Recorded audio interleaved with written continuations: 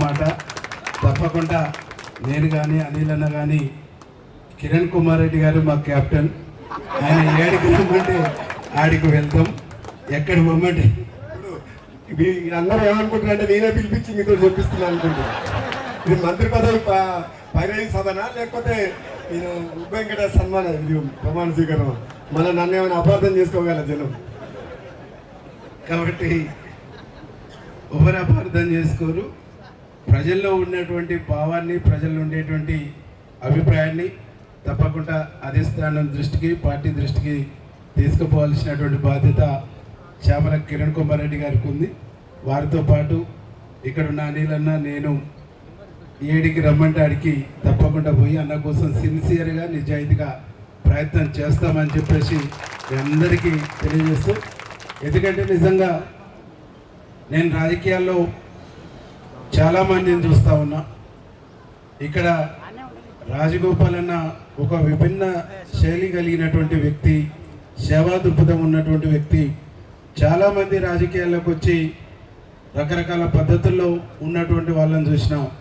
రాజకీయాలకు వచ్చి తన కష్టార్జితాన్ని ధారపోసినటువంటి వ్యక్తి మన జిల్లాలో ఒక్క రాజగోపాల్ అని నేను చెప్పేసి చెప్తా ఉన్నాను.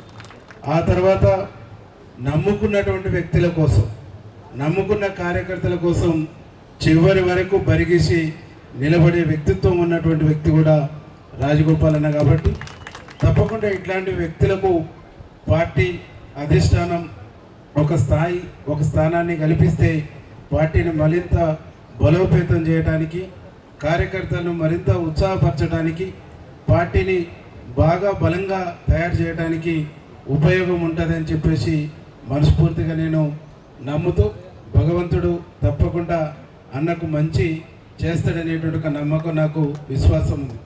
చాలామంది ఎవరు ఆపద ఉందని చెప్పేసి పోయినా, ఎవరికి ఏ ఆపద ఉందన్నా నేనున్నా అనేటువంటి ఒక భరోసా ఇచ్చేటువంటి వ్యక్తి రాజన్న. శత్రువు పైన కూడా బరిగించేటువంటి తత్వం ఉన్నటువంటి, తెగింపు ఉన్నటువంటి వ్యక్తి రాజగోపాల్ అన్న. చామల కిరణ్ కుమార్ రెడ్డి గారి ఎన్నికల్లో మేము చూసినాం.